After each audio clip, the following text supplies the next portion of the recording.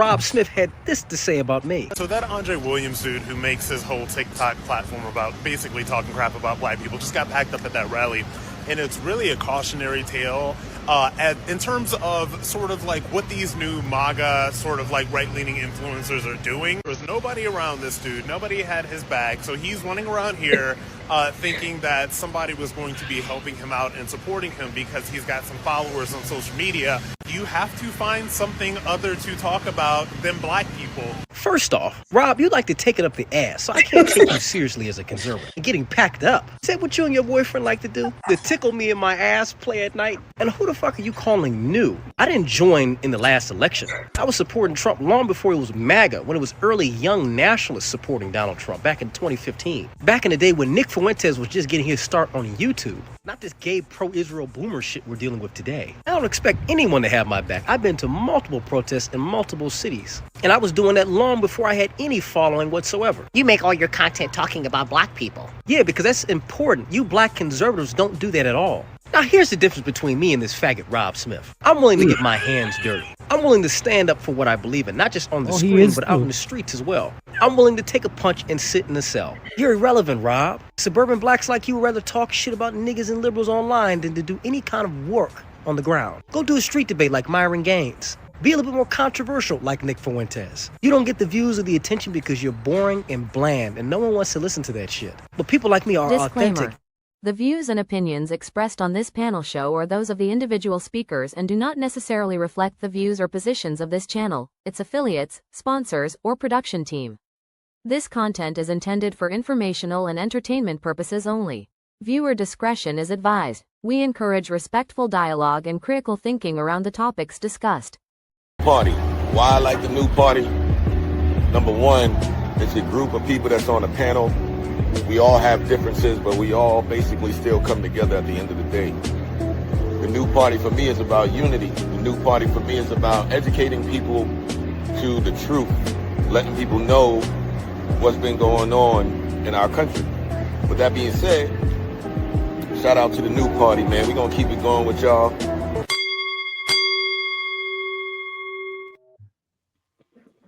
Welcome to the new party. I'm Nora Christine. I'm Gray Mars. I'm Skeptic. Kim Billions, what's happening? I'm Enzo. I'm Andre. And tonight, it's Skeptic's first night back. She's probably like, what am I walking into? Welcome back, Skeptic. I hope you're feeling better. And we have a special guest, Andre Williams, in the building. Now, Monday night, we talked about Andre, so you guys should know who he is. Andre, thank you for coming and thank you for streaming to your channel. Now, can you tell everyone what happened at the protest, the No Kings protest? It was a lovely day. I was walking down the street and, some lightning struck me. Well, no, I went to the No Kings Day protest here in Detroit, Michigan. This was organized. I'm thinking about, I think it's the DSA or one of these left-leaning groups that they did it in July. I went to it and they did it in Clark Park here in Detroit. Challenged them before. So a lot of the people I saw there, they recognized me. They knew who I was. They were familiar with me. But I went this time by myself, like I've done multiple times in multiple different cities over the last year. And I don't just go to one event and I just walk away. Usually I spend like 4 days out there doing it, depending on how it is. I did that with the RNC, did that with the DNC, was going to do that for the Daniel Penny trial, did that with the inauguration, and of course did that in July with the first No Kings Day protest, and then again. So upon my arrival, as I'm coming up Michigan Avenue, I was met with a young white liberal girl who immediately wanted to grab my megaphone as I'm sitting here shouting at these people, counter protesting, which is my right to do, as it is their right to protest. It got very hostile. A lot of Antifa members there. There's lots of videos of Antifa being there at these No Kings Day protests on the street. And I'm doing exactly what I normally do, challenge these people, stand out there and to speak my ground as they are doing theirs. The main purpose when I do this is to take the attention off of them and get like a shared focus. I'm going to get attention. The camera's going to focus on me too. I'm not going to have you just, the No Kings Day protest. No, I want there to be known that there was someone there to challenge you, whether it be one person or a group of us. Regardless, you need to have some kind of pushback. I think that's something fair, especially in a predominantly Democratic city or left-leaning city like Detroit. So, yeah, a lot of people on the street trying to hit me with their bikes, run into me, push me. I know I'm going by myself, so I can't really do too much because I have, I'm one person against 1,000 people, literally. These people are doing everything they can to try to stop me from speaking. They're doing everything they can to, push me back. The cadre there, the guys in the yellow vests, they were constantly talking shit to me. I'm talking shit back. It's mutual. And they were allowing people to come out of line, come out of the formation, and to do whatever, say whatever. Okay, this is how we're going to play it. Fine. I'm going to continue to hype up and say my shit back. There was a girl who said I punched her. It was going around on Instagram or on TikTok. I was looking at some of the comments. You say I punched her in the face. And this girl, there's a video out there of me and her talking and having a conversation twice. But yet I punched her. If I punched anybody, they would have picked me up long before that because Detroit police were littered all up and down Michigan Avenue. Upon us getting to the Rosa Parks Center, I met with an Indian dude who comes up from 7-Eleven. I don't know where he came from, but he's in an orange vest. And I don't know, maybe I took some Takis from the shelf and he decided he was going to, call me a coon and call me a house hard R and everything. So I'm shouting back stuff. I'm like, listen, don't sit here and try to push me, man. He's trying to push me back. I'm like, I have every right to go around. I can go anywhere I want. As long as I'm not going in front of your banners or trying to take down your banners, I have every right to sit here and counter protest. So another black guy comes up. He's telling me I'm a veteran and you're a coon. And I hate coons like you and whatever. I'm like, are you serious? I'm just saying my shit and going back and forth with them. Everything is self-defense. Everything is mutual. So I said, fuck this. I'm not about to sit here and stand in front like a little boy and push me out. I'm going to go behind and stand on the benches like they were standing on the benches, shouting and having their flags and do all this shit. And this is seen in the video. I go behind. I try to get on one of the benches. And there's this little white girl sitting there. She's trying to block me. So I say, I'm not the fucking pusher. Like I said, I'm one person against 1,000 people. Everything they're going to say is going to be pinned against me. I'm not going to take that risk. I get down. The cadre start pushing me and trying to grab me. So the Indian guy who's sitting there calling me a coon and everything pushes me. I push him back. They grab me and start pushing me towards the curb. So I'm like, stop fucking pushing me. I can walk myself there. Continuously pushing me. The guy in the orange vest, he's pushing back even more. I turn around. He grabs me and throws me to the ground. Police come pick me up. They took my weapon. I spent, 18 hours in the Detroit Detention Center on Mound with people in there who were for domestic violence. It was some nice guys I met. Some pretty nice guys. And there was a nice time. I had some jail sandwiches, some drinks. It was some crackers. It was really nice sitting in there with the guys who were in there for slapping their girlfriends and everything. I got out because one of the guards recognized me from my content and recognized me from the protest. He had read about me in the paper and followed my content, which was very funny. So shout out to that guard at the Detroit Detention Center. And on a Sunday afternoon around 1:00, an hour later, I was out and back home. So that's pretty much what happened. I was there to counter protest, which was my right. I was getting up on the bench, stand up and to preach my message. I didn't go directly into the crowd because I know that's going to be very hostile. I'm staying on the edge of it, like I've always done for every protest I've done. And I was attacked by those organizers of the event. And the police decided they were going to get me. So I think it was a false arrest. I think that it is against me entirely because this is a very left-leaning city. This was a left-leaning event. I was only one person. And this is not my first time of doing so. I guess I've done this multiple times. I've took people with me. I try to teach people how to do these things as much as I can. Like, hey, this is how you do it. It's how you should counter protest. Don't go there and being violent because what do they expect for right-wing people to be violent? And they're going to do everything they can to try to smear you and say you were doing this and doing that. Don't feed into it. So I did my right. I did my duty, and I'll do it again. And we're going to double down by doing some street debates. Hopefully in the next month or so, I'm going to have to cancel my HBCU tour I was going to do. Going to HBCUs and baiting black people. Really want to focus on black people. So I'm going to have to cancel that and focus on doing more here in the city of Detroit because I feel it's necessary now even more. Why are you canceling the tour? Well, one, I think it's important for me to sit here in the city and focus on doing it here in my own hometown. Let me do it over here and continue to ruffle the feathers of people who are so hostile to me in my own town rather than going somewhere else. I feel like it's cowardly to go to somewhere else and do it where I can do it here. So I'll work on that, get some cameras, I'll probably get maybe 1 or 2 guys to hold the camera and do some spotting, but I can't wait to do that. That's something I'm really going to get into and really double down on. The college campuses, I feel everyone's doing it's oversaturated. I've been looking at a lot of the videos, very oversaturated, but doing street debates on the ground with normal everyday people, not some college kids that are there on daddy's money who are disconnected from the real issues. That's a lot better, a lot more engaging. Well, we have 2 super chats. One is from Slim, who's a member of our cast. You probably remember him. He said, "You did the right thing, Dre. Keep your foot on these mofos' necks." Daddy in a Caddy said, "We need Kamala Harris 2028.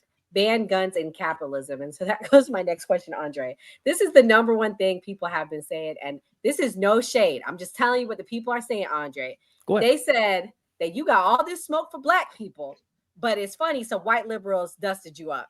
What do you say to that? Because that has been the number one thing I have seen on. I'm just saying what the people saying, Andre. You know I'm your friend. Yeah, they're always going to say that because, black people love to bring up white people in the conversation just because, why not? White liberals have always hated black people that speak their mind, no matter if they're Democrat, Republican. If you're intelligent and you're black, the white liberal fears that because they can't blame somebody and say they can't use themselves and say, oh, look at, actually, no, black person. I'm the center of attention. I'm the reason for why you don't have anything. No, because that's what they feed off of. They want attention and they want to feel like, everything is me. And they need minorities to cling around them and like, yeah, you know what? I'm the problem. Yes, please tell me, because they feed off that shit. So, yeah, I'm going to continuously talk about black people. I live in a black area. I live in the predominantly black city. Most of the people that surround me are black. I grew up black. Why would I talk about white people all the time when I look down the street and I can look up right now and see people on my corner who are doing shit that harm me directly? Now, white liberals, oh, most definitely, they can get the smoke too. I always talk about white liberals in my content, but at the end of the day, we're always going to talk about black people 90% of the time. But that's the other thing people are saying, like, why don't you do content on blacks? And my answer to people that I've heard say this is you're not looking at all his content. Do you think that that's a fair assumption that you're doing only content on blacks, or are they just not looking at everything? Well, I mean, did they have this critique of Kevin Samuels, when he talked about black women and black men and black issues? They didn't really have a problem with that. I mean, they had their problems with him. They don't really talk when Tariq Nasheed talks about white people all damn day and cries about white supremacy and all this, victim mentality bullshit. I want to talk about how black people we're not doing well. We need to do better, and the people who usually say this, and I'm talking about a lot of the people I see in my comment section who don't do content at all, who are just, observers and they just sit back and like to talk shit. They never had a page. They never had a channel. They never had a following. And I had someone come up on last night, you need to do better with your content. I'm like, well, motherfucker, okay, where's your platform? I can see if we had an equal footing or you had something greater than me. I'll listen to that. I'll take your advice. But these people who usually bring up this shit, I don't really have anything to say. I really don't care what they have to say about it. We're going to talk about what matters and what's important. And I'm going to speak on what I know. Well, I mean, Andre, what's interesting to me is why are no black conservatives having your back with this? Like, they're all coming for you. And we're going to play some clips tonight. Oh, yeah. Let's start with Rob Smith. What do you think his beef is with you? I mean, it seems like he's a little jealous. Go ahead. I can tell you, he talks about getting packed up. That's what he wants from his boyfriend. He's like, I wish I get packed up like that. Oh, girl. That's what he would love. So Rob Smith, it's funny because he took down his video of me. Rob Smith hasn't been relevant in a very long time. We'll be honest. You go to his page on TikTok, he doesn't really get good numbers. I think the video he posted about me sitting at 10K views, like a few hundred likes. That's terrible. He posted his video on Instagram. I think it was sitting at like 3,000 views for like 4 hours. So, yikes, not good. And the people in the comment section were supporting me. So, Rob Smith, who is very pro-Israel, by the way, and I'm not pro-Israel, who's very pro-Israel, who probably takes the Hezbollah check from Bibi Netanyahu himself, who probably likes to pack him up. Of course, he's going to attack me. Just like John Paul USA, who does, these long ass videos where he sits there for 45 seconds staring at the camera like an idiot, and calls people EBT members and all this stupid shit. And where he sits there with, this dumbass look on his face, is also pro-Israel, has terrible numbers, posts 5 times a day, can't get people to watch because who wants to watch 45 seconds of some guy looking at the camera? Like, no one wants to do that. It's boring. Both of them have boring content. And they're the problem with black conservatives that are just going to sit on the screen and talk and not go out there and do something on the ground. That's the problem that we have. And this is the problem with the right in the broad sense, but especially with a lot of these black conservatives. They'll sit on the screen and talk about how they don't like niggas and white liberals or black liberals.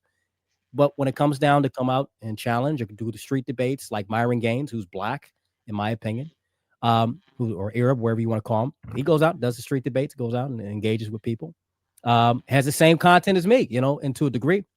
right? We have similar content. He talks about the Jews a little bit more. I'll get into that more and more as I get on Rumble and YouTube and get a live stream going. He talks about black people as well. But people like Rob Smith and John Paul and even Ricky Manor, who he hasn't been relevant in years. He did a video on me. They got like 900 views or whatever. And he's sitting in a shirt and it's fucking protruding nipples with, juice coming out, sweat all over the place. Looks disgusting. He's got a camera from 2008, probably still editing in Sony Vegas and shit. And he has the audacity to talk about me. Hey, not everybody's good at editing. All right. I am terrible with technology. Okay. You use CapCut, at least use probably CapCut or maybe something in TikTok or Instagram. You're fine. But he's still using like shit from, I don't know. He's probably using some shit on Windows 98. I don't know what he's using, but he's still making these boring ass videos and has the audacity to talk about me. When Ricky Manor can, get off his ass and get out his gaming chair and run around, then we can have a conversation. But all these people, the common thing they have is they're pro-Israel. I'm not. There's a lot of money going into attacking anti-Israel content creators. Like I said, Bibi and the ADO will pay a lot of good money to attack people who are anti-Israel. So I think that's where it's coming from. So you think there's collusion? Well, of course, they're not getting orders from Bibi himself. Like, listen, Rob Smith, I know you love the gay bar. I'll give you a ticket to the, whatever fiesta is going on in Miami if you attack Andre. Obviously, they're not getting orders from Mossad, but these people have a narrative. They have an allegiance towards shit that is not within our interest collectively as Americans, and is also not very popular among a lot of Americans. And they're going to stick to it because they're being paid to do so. They make money. Rob Smith, John Paul, not Ricky Manor. He doesn't make any money, which is terrible. They make money off of it. They make money making pro-Israel content. They make money doing the cookie cutter conservative garbage that you would find. They're like the black version of Sean Hannity. It's very boring. It's not authentic. It's not controversial.